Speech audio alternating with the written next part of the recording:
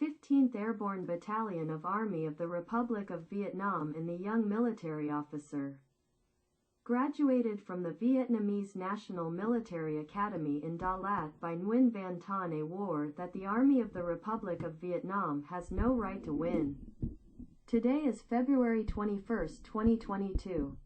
2 more months from now, April 21st, I got to carry the rank of second lieutenant, 47 years ago. 9 days later, April 30th, after trying to walk around for about 30 minutes, I sit down at my desk to write and record the history of the 15th Airborne Battalion of the Army of the Republic of Vietnam, under the command of the hero Thuong Duc, Major Nguyen Van Phu. Disbanded surprisingly at around 11:15 a.m. on April 30, 1975, somewhere in Saigon, of which name I did not know. Maybe it's a densely populated area to the southeast of Tan Son Nhut Airport. As an old man over 70 years old, my memory is not very clear. In addition, Saigon was being a foreign land for me. Now remaining in my memory, short days at Long Ton Base. Hoang Hoa Tham Parachute Camp, KMI Camp, base of 15th Parachute Battalion, operating area on the edge of Saigon Citadel, southeast of Tan Son Nhut Airport. Fatima Bin Tru Parish Church, northeast of Tan Son Nhut Airport, the garrison area on the other side of Bin Tru Bridge, south of Bin Tru Bridge. East of Tan Son Nhut Airport to keep the capital Saigon security. The mixed army from all over the battlefields of the northeast continued to flow like a waterfall, increasing in numbers time to time. What will come will come. The surrendered sound of the General Duong Van Minh was broadcast on Saigon radio. That's it. My military career was ended from here, and it was also the day when the Vietnamese people had to dive in the dark until an unknown time. Now I begin to recount, redraw, record the cruelty to the 15th Airborne Battalion of the Army of the Republic of Vietnam, of which I was a part, carrying that wound there is no cure until now. 1. Long Ton Base, on April 21, 1975. The course 28th and 29th of the Vietnamese National Military Academy were ordered to graduate sooner. We received the order to graduate in the dying breath of our mother academy in the South Vietnam. Also on this day, President Nguyen Van Thanh had to resign. A certain force colluded with the international communists and replaced General Duong Van Minh. We consisted of 4 courses, 28th, 29th, 30th and 31st came here shortly after a one-of-a-kind evacuation of the Vietnam National Military Academy, a terrible evacuation. While we were still shocked, the order to early graduate was like a thunderclap. The course 28th and 29th were like flocks of chickens about to lose the mother. Only pity for course 30th and course 31st. Because we were the ones they put their trust in. Losing us, what will they do? They know how? It seemed that this was the love of the Vietnamese National Military Academy. Younger course cadets often considered the older course cadets as a guideline for their military life. 2 courses 30th and 31st staggered back and forth asking for news about graduation. Graduation is 100% accurate news. It was now dusk, about 7 or 8 o'clock in the evening. Groups of 5, 3, rushed to discuss. The one who said goodbye, blessing. The night was still clear. Not a single drop of rain outside. The wind was still blowing like any other day, while the sound of exploding bullets came from afar, made people unsettled. In our hearts the rain was dripping, drop by drop. A sleepless night had passed in anxiety and sadness. What would be our fate and the fate of the country? The atmosphere of Long Ton Camp seemed to be about to explode because of this bad news. The next morning, April 21, 1975, we were ready for the rank of second lieutenants. When the sun rose up, we seriously lined up as if to accept an important responsibility entrusted by the people of the South. Far from the graduation ceremony of senior course cadets like Course 26th and Course 27th, which we attended their graduation ceremony at the Vietnamese National Military Academy. We did not have hats and belts, no banners, no trumpets and drums, and no loved ones to attend. And most of all, we did not have a memorial service, did not hear the prayer for the martyrs. In addition to the sobbing tears of the two juniors, the Course 30th and 31st, the lamentations of the seniors who had experienced fighting, guided us. The graduation ceremony was unique, simple but no less formal, no parade, no speech. We were in the position with the fighting uniforms and military helmets. Lieutenant General Nguyen Van Thanh, General Director of General Department of Military Training, presided over the graduation ceremony for the Course 28th and 29th. The rank of Second Lieutenant was assigned to the Course 28th and 29th at Vu Dinh Trong of the Long Ton Infantry School. The Course 28th graduated with the rank of Second Lieutenant, including 255 new Second Lieutenants. The head of the Course 28th was Second Lieutenant Ho Ton Sun, whose name was Colonel Nguyen Dinh Bao. The Course 29th graduated with 291 new Second Lieutenants. Course 29th was named Major Hoang Le Quang, the valedictorian was Dao Kong Hong. It's still bright, occasionally. Barrages of artillery fire from a distance, bringing the sound to where we were selecting units, like intimidation. Listless and worried, but we could not hide the resoluteness of a man in the rebellion. We do not wish for easily peace, but only thirst to fight in danger. I anxiously waited for my unit selection session.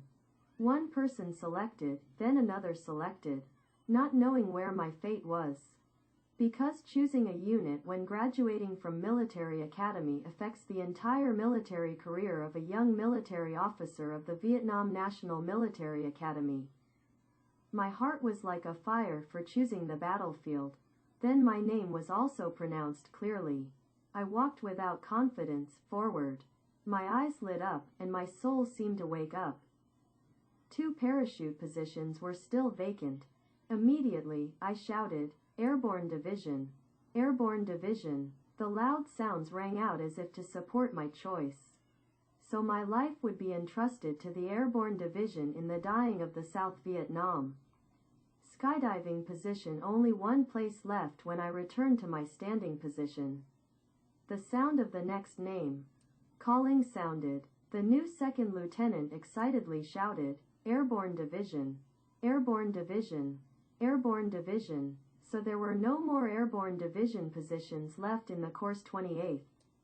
Back to unit selection. Someone selected parachute, someone selected Rangers or Marines, and so on. Guns were waiting for us.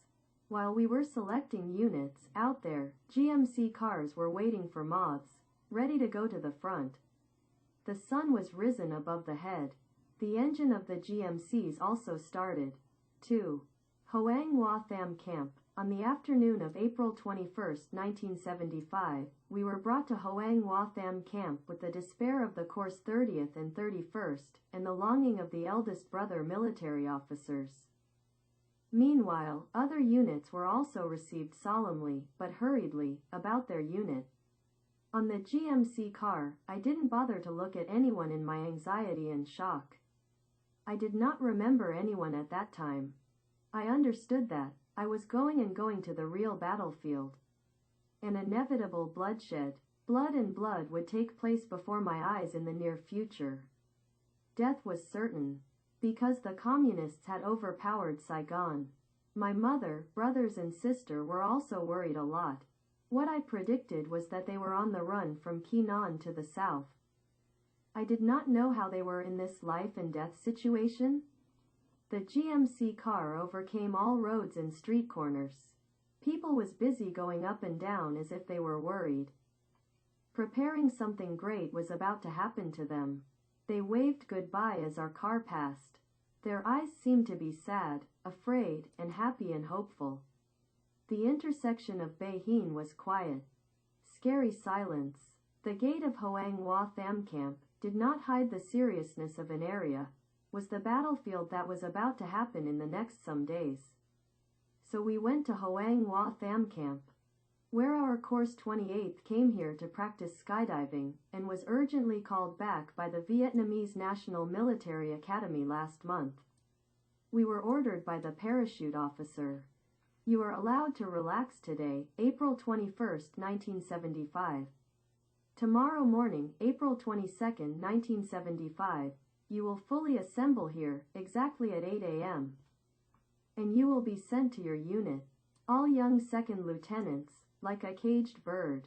The former, the latter disappeared in silence, after the joyful and tragic cheers. I looked back and forth. I saw that I was the only one standing. Where did I go? Going where? The parachute camp had now sunk into gloom.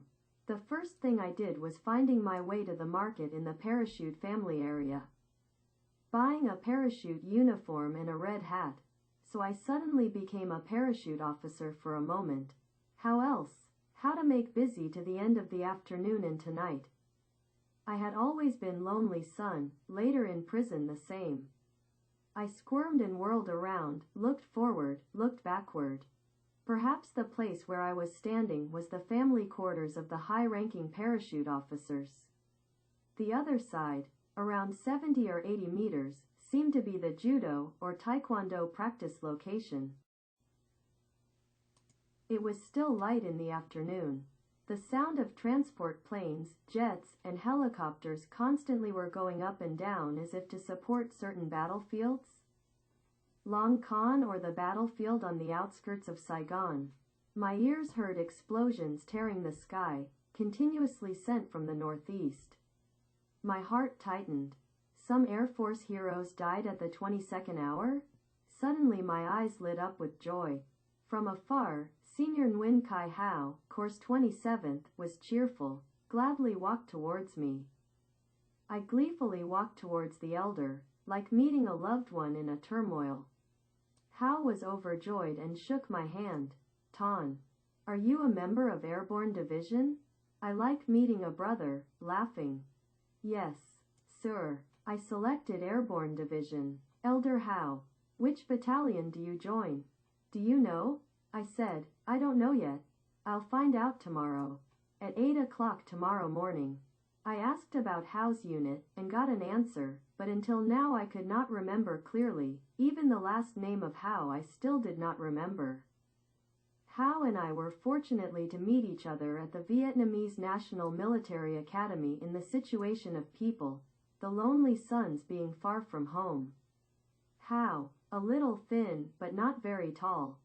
The special thing that I loved about Elder Hao was his sincerity and gentleness. Hao was a pious Lamb of God. During the period of Course 27th was in the Vietnamese National Military Academy. We had the opportunity going to the street together, waiting around the Hoa Binh neighborhood of DaLat, going around Cam Ly Waterfall, and so on.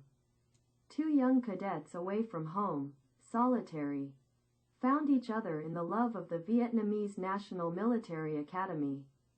Until the Course 27th was about to graduate, we often asked each other about choosing military units.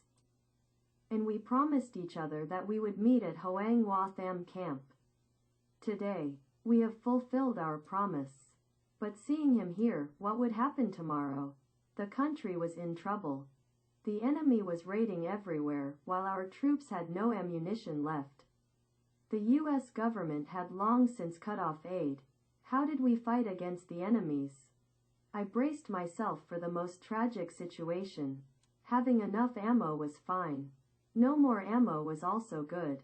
The thing we had no choice was fighting until the last bullet and accepting anything happening. We loved each other so much. We had to break up. We each had a responsibility. I stood and watched in the footsteps of the elder, but my heart was broken and speechless. The shadow of the deceased.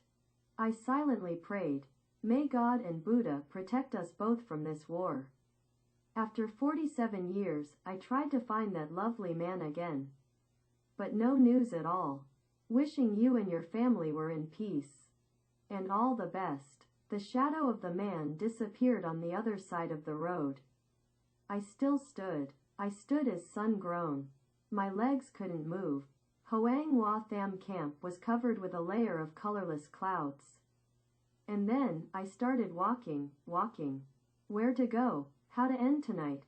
I walked towards the gate of Hoang Hoa Tham camp, but my heart ached. Where for me to go now?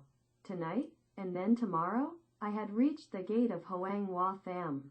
Turning left or turning right made no sense to me. I had no direction. That was the most tragic thing in human life. Left could not be done, right could not be done. So I turned left. I was on the left side of the road and I did not know the name of the road was. A hospital appeared in front of me, across the street. It was Hospital for the People? Was it the Hospital for the People? I was not sure. I crossed the street and followed the right side of the road, which I still did not know the name of. I stepped. I waited, just going and going. I felt lost in a planet without humans. People, like they're preparing for something, hastily, hurry. They walked like a run, in fear, in panic, but they had a goal.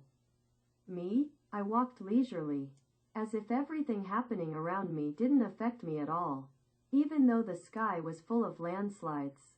The sound of bullets exploded, the sound of planes took off and landed echoed around here. The light was on and off of several helicopters in the sky.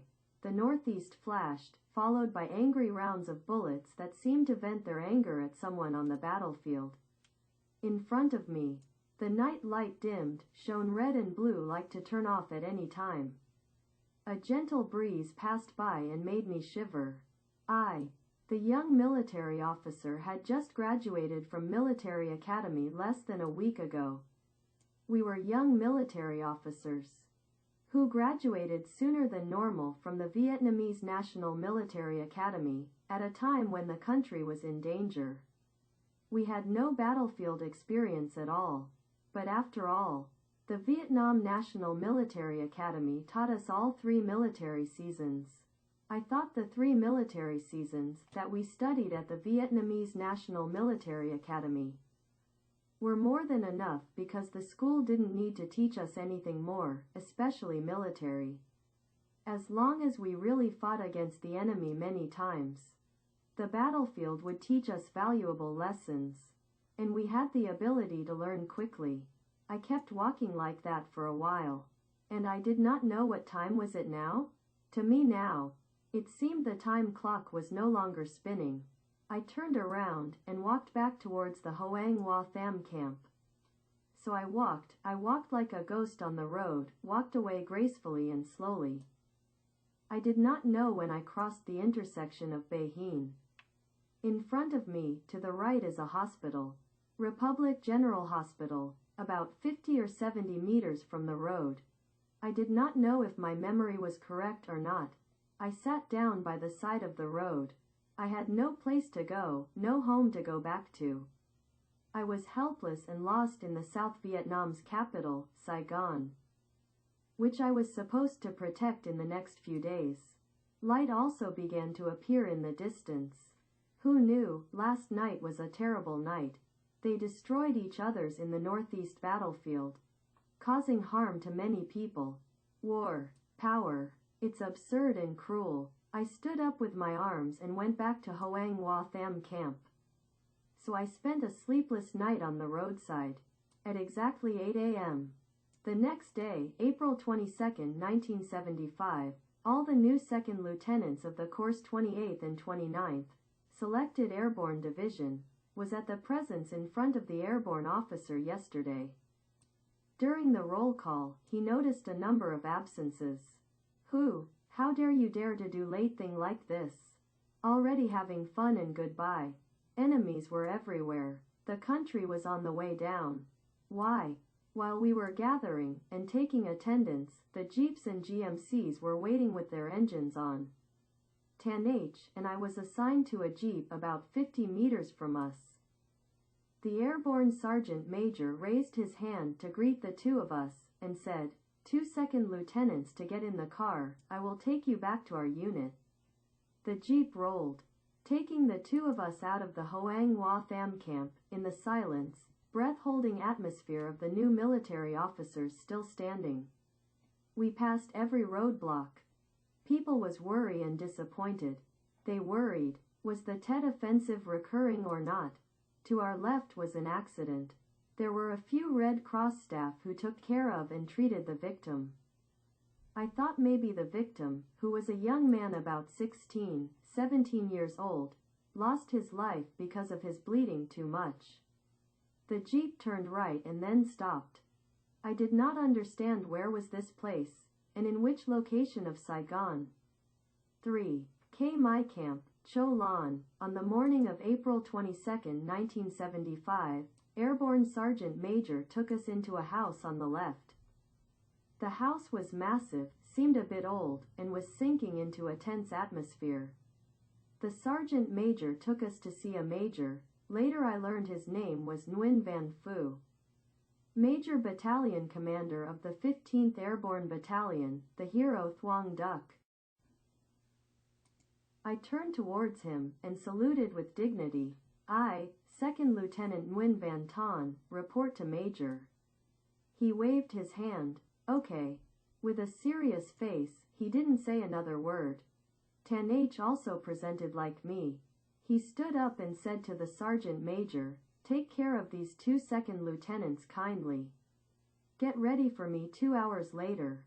"See me?" The Sergeant Major. Respectfully, "Yes, sir." So the two of us had 2 hours of walking around the airborne camp. I didn't know the name of the airborne unit camp at that time. The airborne camp was empty. I saw not many paratroopers walking around here. They stepped forward, stepped backward, hasty look. The Sergeant Major took us towards the house on the left. He talked non-stop, pointed fingers, and explained to us about this parachute garrison. I just only remembered, he said, "This is the My camp. Our battalion is the 15th Airborne Battalion, which was just formed not long ago." That's what I remembered until today, and there's no chance of coming back that airborne camp.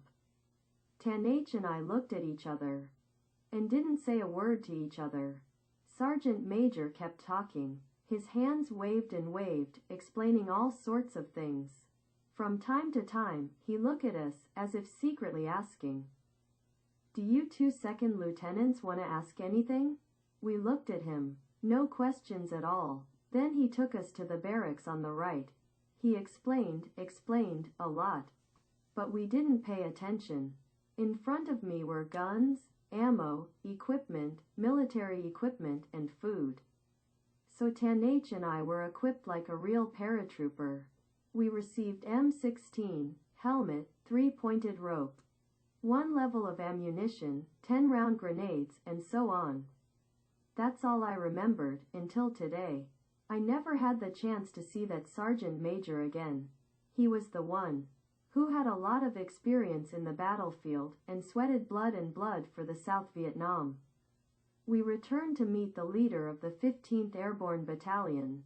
He happily rocked our hands and looked at the Sergeant Major, quietly ordered, "Send these 2 second lieutenants to the battlefield." Only that. Mr. Sergeant solemnly saluted. "Yes, sir." Mr. Battalion Commander encouraged us. But he could not hide sadness. "Worry. Do your best. Good luck to both of you." Tan H and I, standing respectfully, saluted. "Yes, sir." He nodded, and said, "Okay, let's go. Hurry up." From the words and his facial expressions, I guessed that the 15th Airborne Battalion was in a state of misery and danger. I only met him for a few minutes. That was the first and last meeting until now. Not the battlefield when I was a child of 7, 8, or 9, 10 years old at the Bao Can Thi Department, La Trung District, Pleiku Province. At that time, we, a group of children in the village, often fought together, divided into 2 factions, fought and shot each other. I acted like a straw hero, stand aside, and said, Who wants to join my side? Seemed a general. So a dozen kids, both fat and thin, raised their hands and came toward me ready. Others were being to the side with Tam and Vong. So we were on our side. They were the enemy side. We had a spectacular, heroic children's game, filled with joy. I thought I was a military general and led the army to destroy the enemy. But we only shot each other with paper bullets. There was a devil who used bullets with small branches. Game over. We weren't seriously injured, though. Some of us have a little bit of hurt, red skin, red flesh. It's kids' game, kids' fancy dream. The game today was different from our old game. This time, they used real bullets, real bombs, real grenades and real blood. The war game, that people who was greedy for money and fame caused today, was terrible. I was a victim, among millions of Vietnamese people had been suffering. The car rolled, zigzagged, ended this road, turned off another mound. Finally, the soldier took us into a shack and met a man, tall, pedestal, could not hide the majesty of the commander in the airborne troops. His skin was slightly tan, the brown of the wind and the tan of the battlefield. On his shoulder there was 2 apricot flowers. That was the rank of lieutenant in the Army of the Republic of Vietnam. 4. To station troops in suburban capital areas. It was April 22, 1975, when I met him. I was suddenly startled. He was a senior cadet of Course 25th that I had met around the Vietnamese National Military Academy that year. I thought not mistaken. Did he train me in tactics, or terrain, or weapons? But I did not know his name. At that time, in 1972, he was in the 2nd Battalion of the Cadets, and I was in the A-28. 4 or 5 meters away from him. I stood respectfully and saluted in proper manners. 2nd Lieutenant Nguyen Van Thanh. Present to Lieutenant. I looked directly at him and raised my right hand in greeting. Mr. Lieutenant, the leader of the Company 151 Airborne Company, smiled, filled with anxiety. He came and shook my hand with love of the Vietnamese National Military Academy. Tan H presented him in the same manner as I did. After greeting each other in military fashion, he introduced himself. I'm Nguyen Minh, Class 25. Unfortunately, I only remembered the name of the older man, who I loved was Min. I did not remember his last name. He looked at me and asked, "Brother, which course?" I answered, "Yes, sir." Class 28. Faced with Tan H, he asked, "And you?" Kindness, serious politeness, Tan H answered, "Yes, sir." Class 29. A formal greeting happened before many contemplative eyes of 9, 10 paratroopers around. He waved his hand to a soldier, if I remembered correctly, was a sergeant major.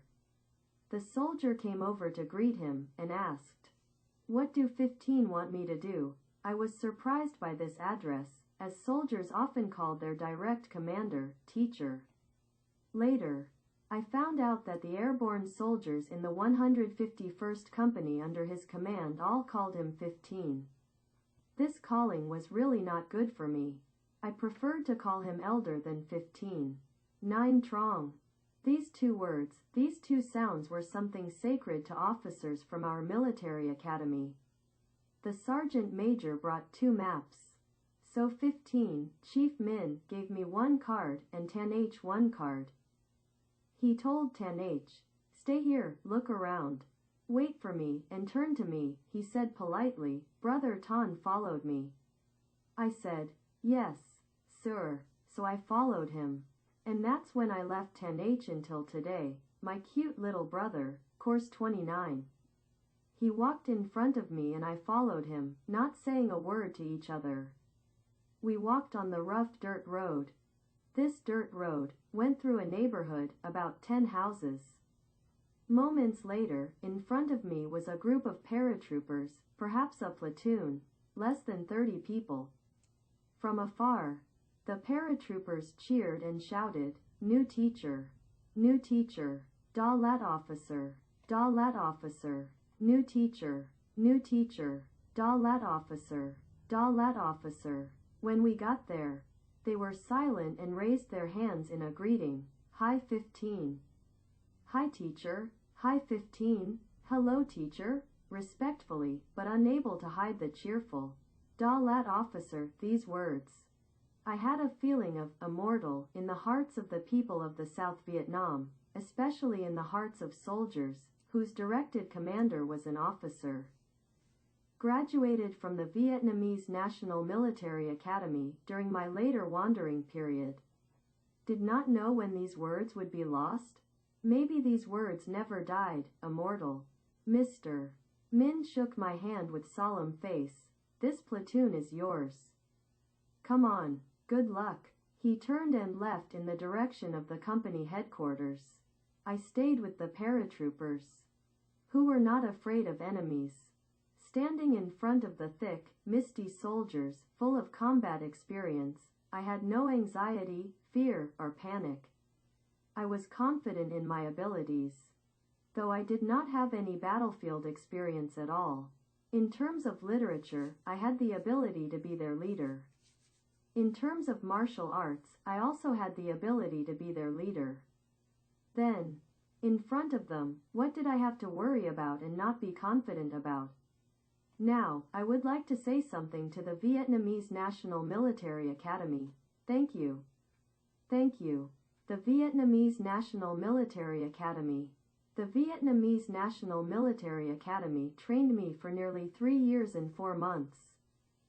The military academy gave me temporarily enough knowledge to become the lowest commander in the Army of the Republic of Vietnam. Especially 8 weeks of training course 31. I had the opportunity to stand in front of the Army with all elements, good, bad, stubborn, of South Vietnam society.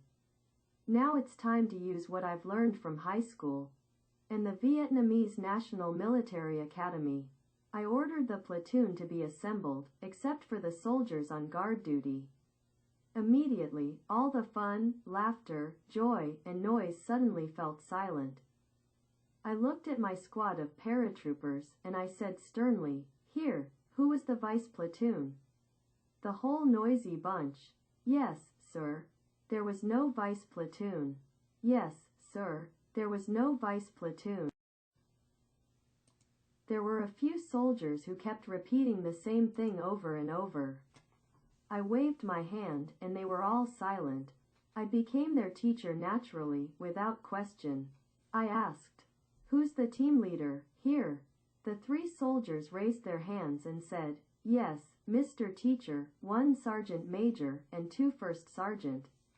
I ordered Sergeant Major to assemble the platoon, and presented to me. Looking back beside me, 2 other soldiers and a messenger soldier did not enter the line. They understood, said, "Yes."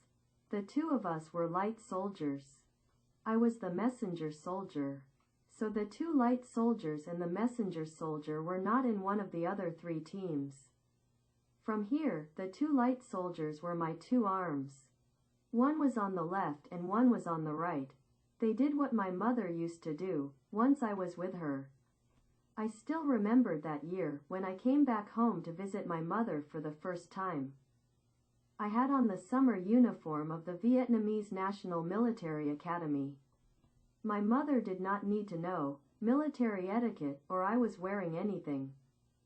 She used her 2 hands to hold my head and naturally pressed to her knees, like I was just a little boy in the house that she gave birth to. Mom did not even need to know how old I was. I protested profusely. My mother said, "Silver white hair." Gray white hair was all over there. "Give me the gray white hair." My mother was heartbroken, searched, plucked every silver gray white hair for me. I felt embarrassed at the passing eyes, but I knew what else to do. I had to give my consent to please Mama. In the Vietnamese National Military Academy, some of us had silver white hair, even though we were not old. And we often hummed, "Second lieutenant has not received silver gray whiteheads. Mother's love, how to explain.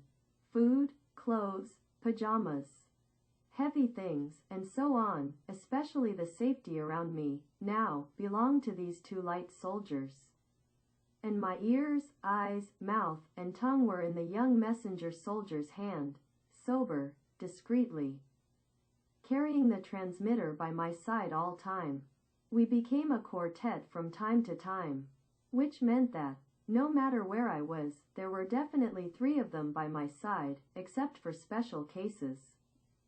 I allowed the 3 team leaders to leave the line, took attendance and reported. They reported, the first team have 8 soldiers. The second team have 9 soldiers. And, the third team have 7 soldiers, 3 guards, 4 soldiers are here. So my first platoon consisted of 28 soldiers in all, both soldiers and officials. I ordered them to relax. They cheered loudly. Parachute, try. I had temporarily settled the roll call. Now it's defense. I asked the 3 team leaders to take me to look at their defensive positions. It's thoughtful and sure.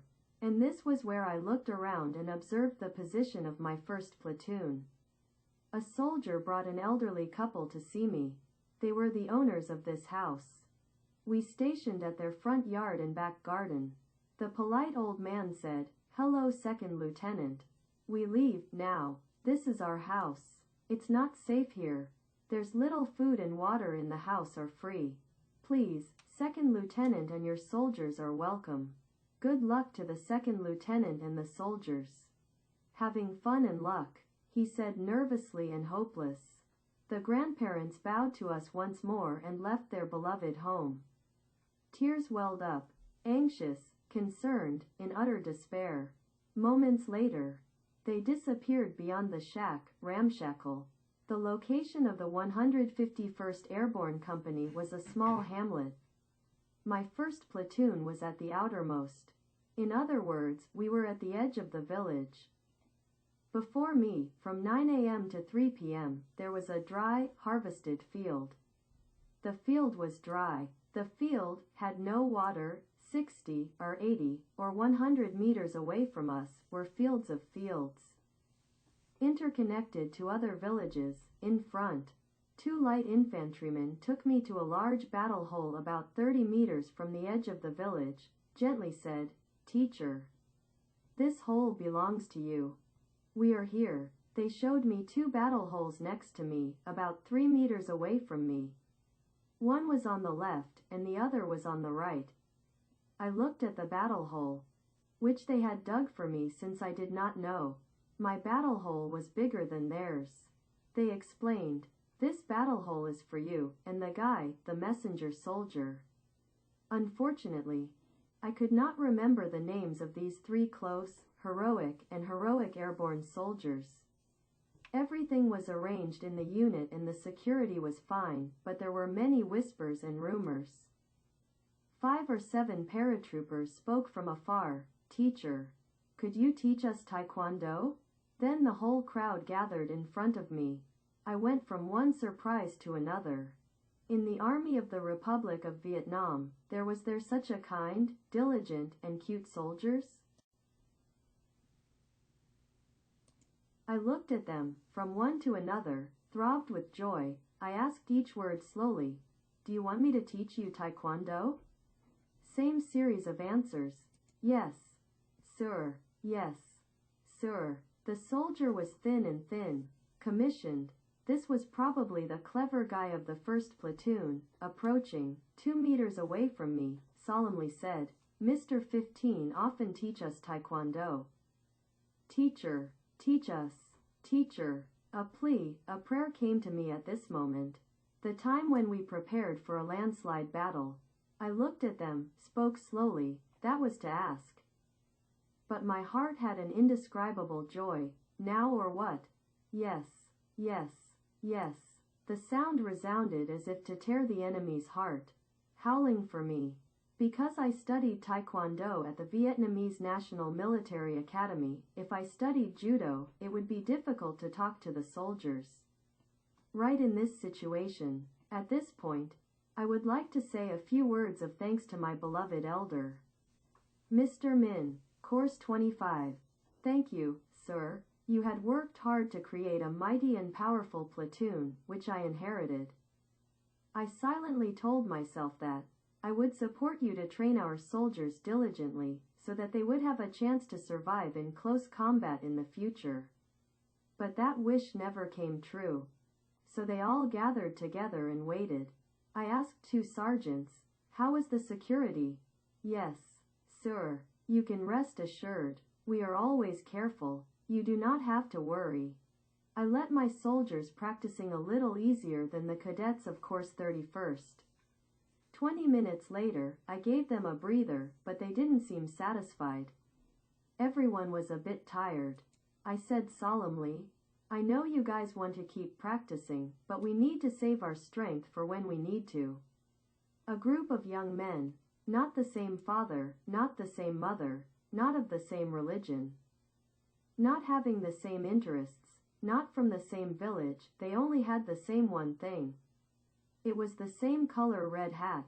They hugged each other and danced, laughed as if catching a precious object, which they had longed for. Their direct command was a DaLat officer. The soldiers were rejoicing. The messenger soldier shouted, "15 call the teacher." I asked, "Call me go where?" He replied, "Yes, sir, go to the company headquarters." I did not understand. 15 called me back to have something to advise.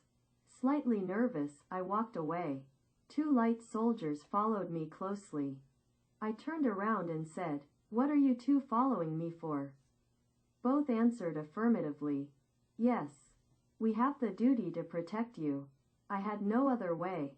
From a distance, I saw 15 sitting and chatting with an old man in the village. I whispered to the 2 light soldiers, "Stand a bit away. Let easy to the old man." They say, "Yes, sir." Then they got far away from us. 6. Keeping security in the south of Bin Tru Bridge, the group ran to the capital. On the afternoon of April 27, 1975, I was ordered to withdraw my troops to the church. After that, my platoon moved with the 151st Parachute Company. It was a gloomy afternoon, but the sheep of God's and the people of the area, not tired, clustered into many small groups, gave us food and water with the love of the people. Their eyes could not hide their sorrow, fear, mixed with overflowing hope. Do your best, paratroopers. Do your best, paratroopers.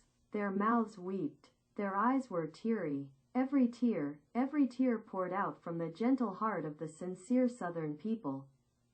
I walked with a heart full of consolation. That's why the ARVN fights. We fought for our people. We fought to bring freedom to the people of the South.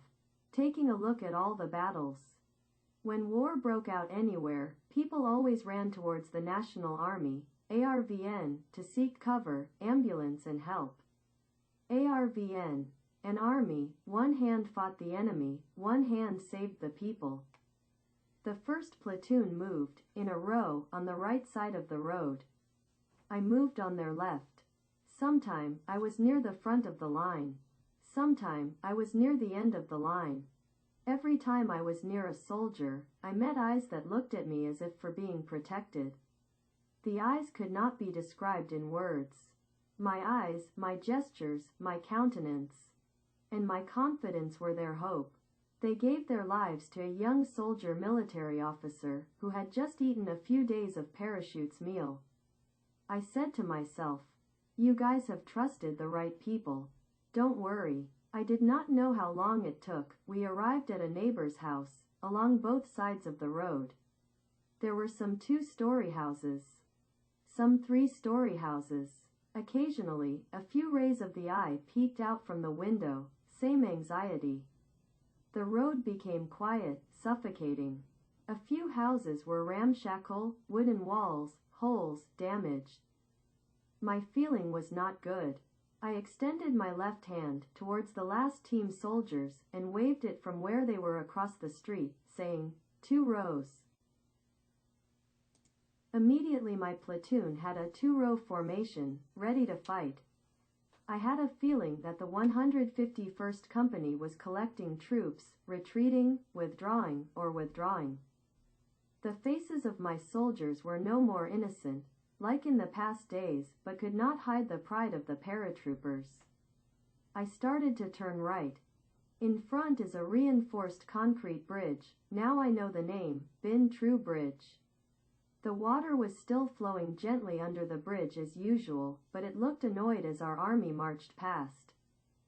This was an unlucky sign for the river. Crossing the bridge, we went down a small slope. At the end of the slope, the path swerved to the left and climbed a slightly elevated slope. I was ordered to station at this position. My right row occupied 3 houses, and my left row occupied 2 houses, which used for defense. I ordered the soldiers to ask the people in these houses temporarily moving to another place, to avoid a gun collision. I entered the house on the right, climbed to the top. A woman, about 40 or so, and her son, 9 or 10 years old, were packing the clothes and things needed for the departure. I said, "Please leave this place for a while. When it's safe, you'll come back." She paused, looked at me with concern, just freaked out. "Hello, Second Lieutenant." "Is it dangerous, Second Lieutenant?" I answered, "I don't know." Mom, mother and son disappeared from their beloved home, full of bitterness and pain. The clock's needles kept turning, waiting for no one. The son wanted to escape from us too. I took to the road for controlling the platoon's defenses. We used 5 houses. 3 houses had upper floors. From the slopes, a 3-wheeler gently rolled in our direction and stopped when 2 of my soldiers stopped for security. Someone ran up to me and whispered, "Teacher, people around here bring us food and water." "Accept it, teacher," I said softly. "Be careful. Beware of guerrillas. 1 person per squad. Bring back and distribute to brothers." Looking into the distance, woman, who was the house owner that I occupied, smiled cheerfully and nodded to me. I nodded to her, thanking her. I secretly admired the love of the people for us in the past few days. The shelling became more and more intense, especially tonight, April 29, 1975. The past few days, even though I had not heard the news, I could still guess, was that some of us have gone. People gone, people stayed. Those who had a chance gone. People who had no chance stayed. We were warriors. We had to keep those going and staying safe. Early in the morning of April 30, 1975, I was ordered to leave my defensive position and advance to station in the south of Binh Tru Bridgehead. In front of me, there were people, all kinds of people. Especially our soldiers, ARVN soldiers. Some of them even had guns in their hands. There were even vehicles carrying 50 machine guns. I ordered the soldier to transmit, question 15. "Our soldiers are too crowded from all over the battlefields coming here. What to do now?" "In less than 3 seconds, he said. 15 commands to you. Stop them." Seeing the ARVN troops from afar made my heart worry. I went through a terrible retreat, from DaLat to Binh Toi. Last March, cadets of the Vietnamese National Military Academy, soldiers from all over the areas, and people crowded together to leave DaLat. The chaos, confusion, difficulties and dangers were clearly visible in front of my eyes right now. In front of me, on the right side of the road, a coil of barbed wire appeared from where I did not know. So lucky for me, I ordered 2 or 3 soldiers, "Stretch the barbed wire. Stop them." So the coil of barbed wire was ready to wait for the troops, the soldiers of the Republic of Vietnam, with the people. Running back from Central, Long Con or Bien Hoa, they were still 50 meters away from me. I stepped out into the middle of the road and asked loudly, "Listen, soldiers. Were all defenses done?" Many replied from both sides, "Yes, sir, done." The distance from coils of barbed wire, simple, to the nearest soldier was at about 30 meters. I walked towards the barbed wire. The 2 light soldiers and messengers followed in my footsteps. We stood in line. I stood in the middle. On both sides were 2 light soldiers. The messenger stood behind me. So 4 paratroopers, 1 officer and 3 soldiers were ready to stop the stormy advance of a fleeing army looking to the horizon. I lamented, my life must have ended here. Do not chase dogs to the end, or in other words, never block the retreat of a defeated army. What about me now? What army was in front of me? Was there any military documentary to help me in this situation? Meanwhile, the military commander ordered, "Stop them." What was "stop them"? My platoon had only less than 30 men, with a sketchy roll of barbed wire. We had to stop the advance of a caravan, tens of thousands of soldiers? Or 50,000 of soldiers? Or hundreds of thousands of soldiers? I could not estimate. They were eager, rushing towards us, gun in hand, as if they wanted to swallow small prey alive. The waterfall of soldiers in front of me was terrible. 3 soldiers next to me worriedly asked, "Teacher, what should we do now?" I had no way of answering. How? The soldiers moved in advance had just arrived. I put my hand out to stop them. In front of me, several officers of the rank of captain and below. Most are non-commissioned officers and soldiers. They were represented all kinds of military soldiers. I looked at them with determination. Dear officers and fellow soldiers. I'm Nguyen Van Thanh, DaLat officer class 28. I was shy when I expressed where I graduated from, but I had my reasons. I'm the commander of the airborne unit here. I have a duty to keep Saigon's capital safe here. If anyone steps over this sketchy barbed wire fence without my orders, my soldiers will open fire. Immediately I turned to the paratroopers and ordered. The parachute brothers listened to orders. Anyone, step over this fence without my orders. I give you orders, shoot. All felt silent, everyone in front of me, from officials to soldiers. No one dared to move, gossiping. That's lucky for me. The light soldiers were afraid, saying, "The teacher is standing here. Will our soldiers kill you?" I answered with certainty, "Just shoot. What if I die? Just fire." I said to the 2 light soldiers, "You 2 go to your defensive positions." They said reluctantly, "We have to protect the teacher." I shouted loudly, "Go now." "Yes, sir." So they left me without heart. I turned back. Looking at the person carrying the device, I said, "You go too." "Yes, sir." Everyone from officials to soldiers. Standing about 20 meters away from me, hearing clearly every word of my conversation with the paratroopers in the unit. Looking through the crowd, I spoke softly, but spoke loudly enough to be heard clearly behind.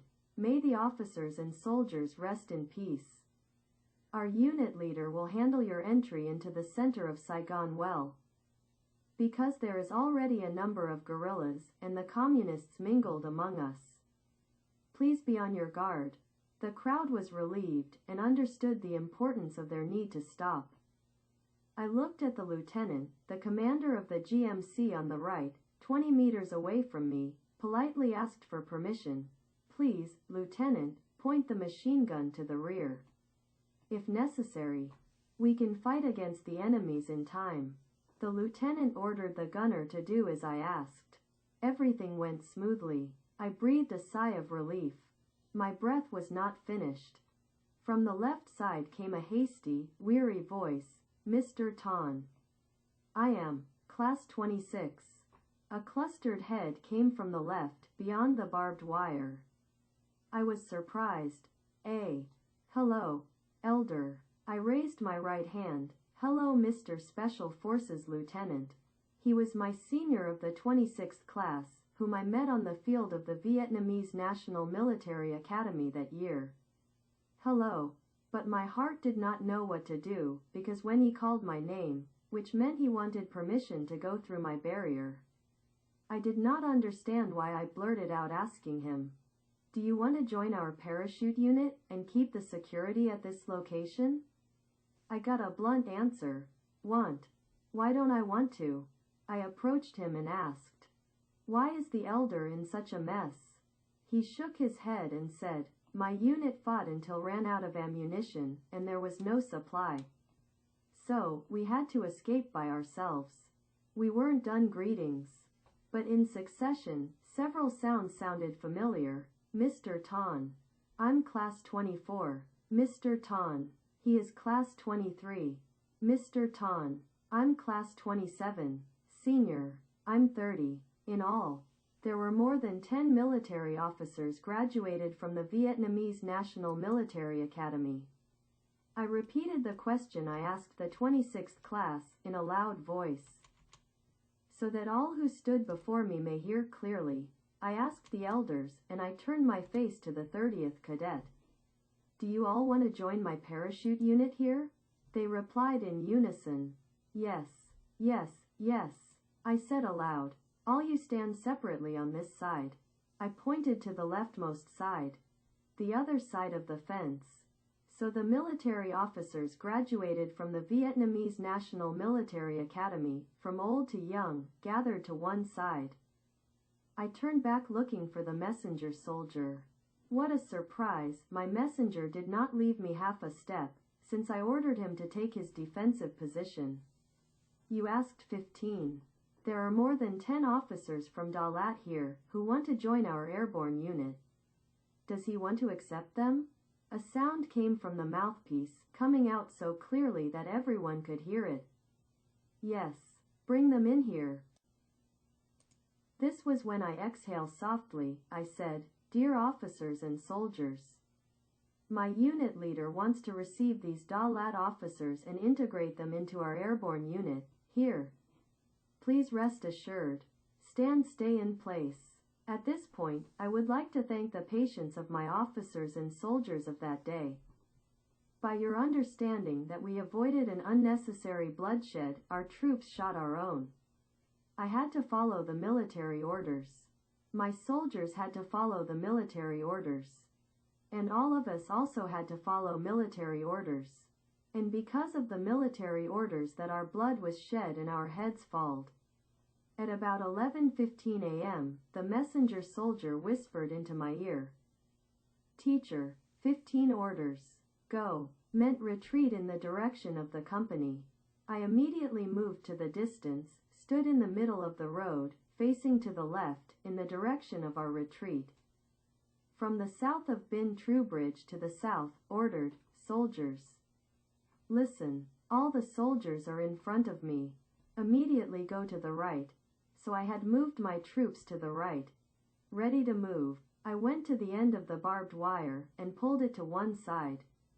The ban was open, and the bees began to break the hive. Meanwhile, the 5th Airborne Brigade, where 2nd Lieutenant Nguyen Tuong Class 28, Nguyen Van Man Class 28, Nguyen Van Sang Class 28, Tran Van Lee Class 28, etc., of the 16th Battalion, were on the way Trong Minh Giang to Van Han University.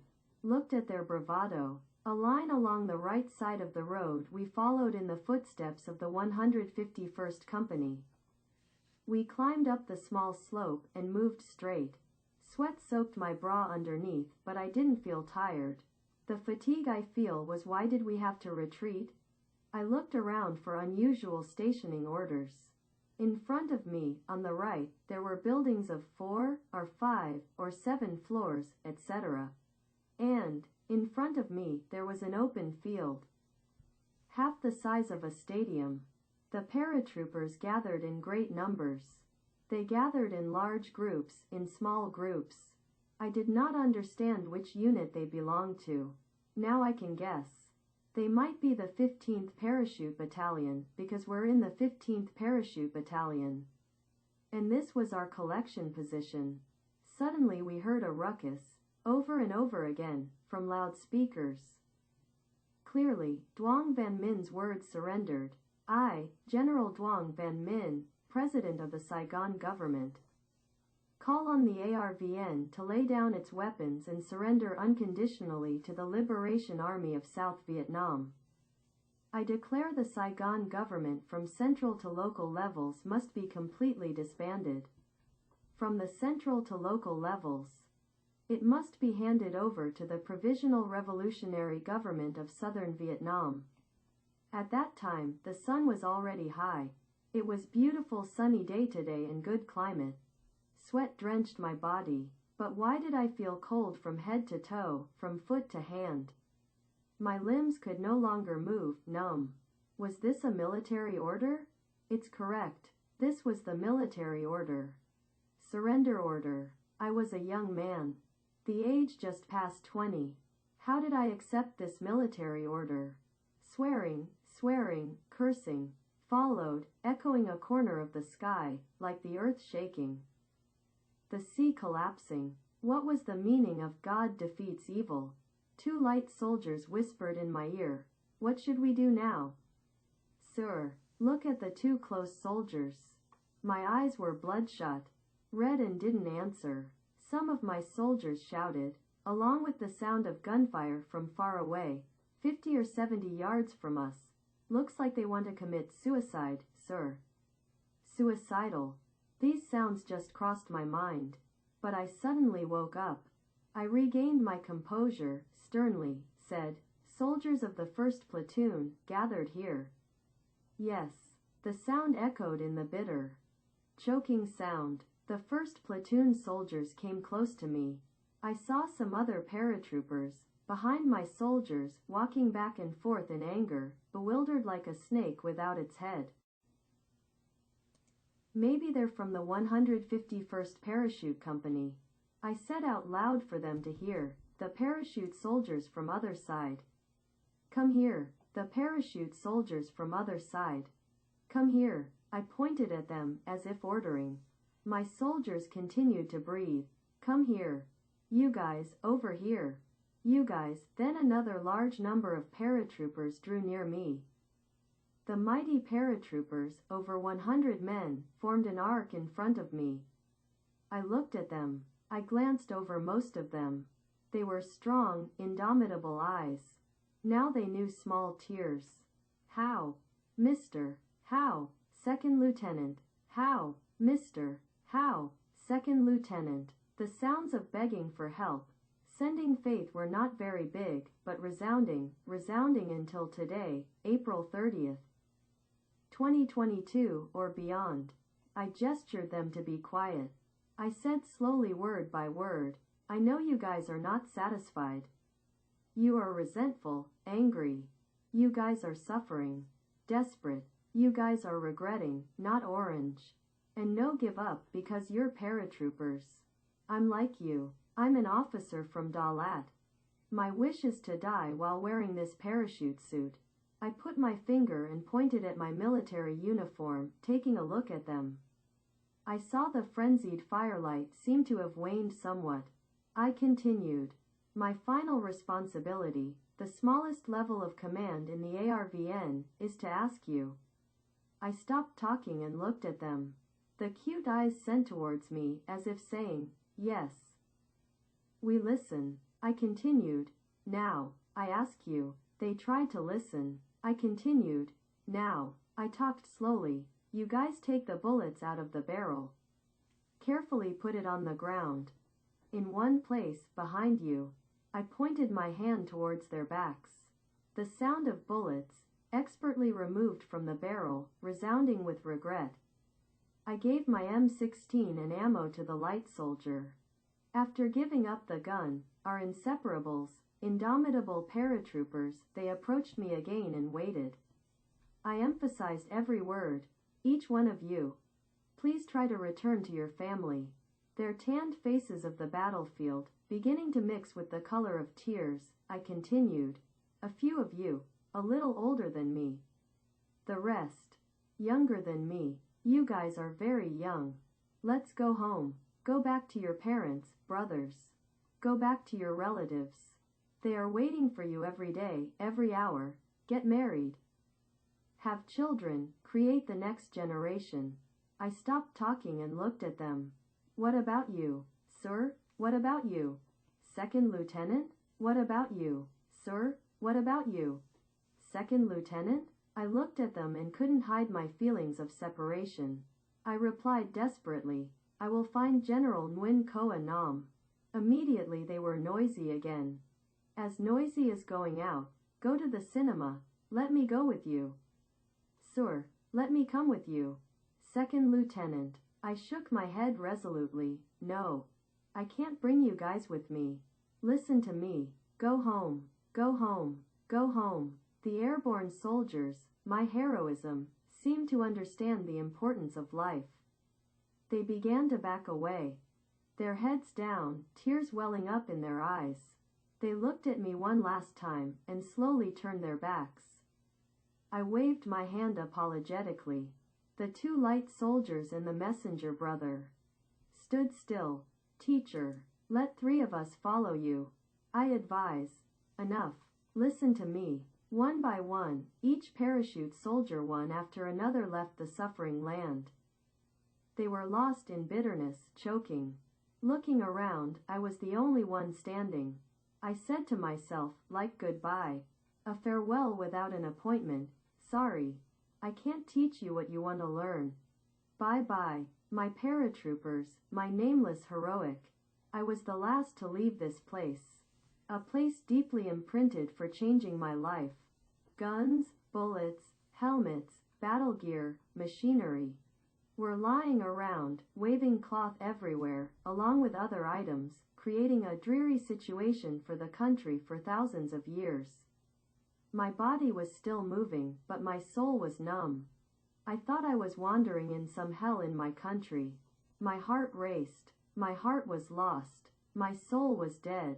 I was like a wild animal being wounded by bullets and arrows. I carried deep wound and bloody. I dragged, trudged on the road and the market corner. The centipedes also began to bend, reaching out and out of the places where people coming to worship. Or the darkest place of the South Vietnam. The opportunity had coming. They freely teared and crushed the heart of the Vietnamese mother. I carried a wound there's no cure until now. Mother. I was still young, protecting home. Home is lost, building home. Home is burned. It was late at night, the street lights were dim, the places were dim, and the places were clear. Somewhere in the ruined capital Saigon, to the southwest of Binh Tru Bridge. People did not bother to see me. I was a young man, 20 years old. Lethargy, heartache like cutting, head bowed in hunger, cold and thirsty, frustrating, but could not hide the pride of a man. At the time of country is occupied by enemies. Sometimes people passed around. Me, I only remembered, once upon a time, I stepped on the street, called Alpha and rolled around under the trenches of the Vietnamese National Military Academy. I also received some information recently in my tours and lectures and what have you. I did a TV show in Long Beach, California. One of the gentlemen involved in the show was in the U.S. Army at one time. He told me that in the spring of 1973, we had bombed all of the North Vietnamese supply lines. We had mined their harbors. They were cut off. And one of his associates was in the communication room in Saigon. And this is, of course, a classified job. And when he was in this room, he received this message from the North Vietnamese: we surrender unconditionally. He passed it on to his superiors, and all Army personnel were immediately ushered out and replaced by State Department personnel. It was shortly thereafter that Kissinger met with the North Vietnamese officials in Paris, France. Why do these things happen? Why do these things happen? Why do these things happen? But ending the conflict is not so simple as just calling it off and coming home, because the price for that kind of peace could be 1,000 years of darkness for generations yet unborn. But ending the conflict is not so simple as just calling it off and coming home, because the price for that kind of peace could be 1,000 years of darkness for generations yet unborn. Decades back, in late 1972, South Vietnam and the United States were winning the Vietnam War decisively by every conceivable measure. That's not just my view. That was the view of our enemy, the North Vietnamese government officials. Victory was apparent when President Nixon ordered the U.S. Air Force to bomb industrial and military targets in Hanoi, North Vietnam's capital city, and in Haiphong, its major port city. And we would stop the bombing if the North Vietnamese would attend the Paris peace talks that they had left earlier. The North Vietnamese did go back to the Paris peace talks, and we did stop the bombing, as promised. On January the 23rd of 1973, President Nixon gave a speech to the nation on primetime television, announcing that the Paris Peace Accords had been initialed by the United States, South Vietnam, North Vietnam, the Viet Cong, and the accords would be signed on the 27th. What the United States and South Vietnam received in those accords was victory. At the White House, it was called VV Day, Victory in Vietnam Day.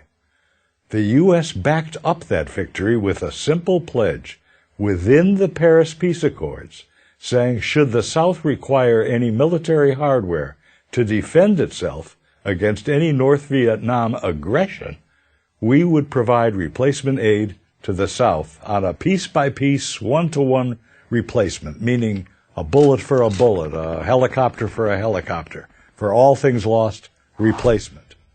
The advance of communist tyranny had been halted by those accords. Then it all came apart, and it happened this way. In August of the following year, 1974, President Nixon resigned his office as a result of what became known as Watergate. 3 months after his resignation came the November congressional elections, and within them the Democrats won a landslide victory for the new Congress. And many of the members used their new majority to defund the military aid that the United States had promised, peace for peace, breaking the commitment that we made to the South Vietnamese in Paris to provide whatever military hardware the South Vietnamese needed in case of aggression from the North.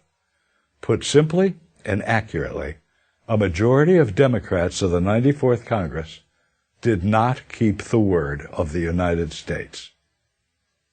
On April the 10th of 1975, President Gerald Ford appealed directly to those members of the Congress in an evening joint session televised to the nation.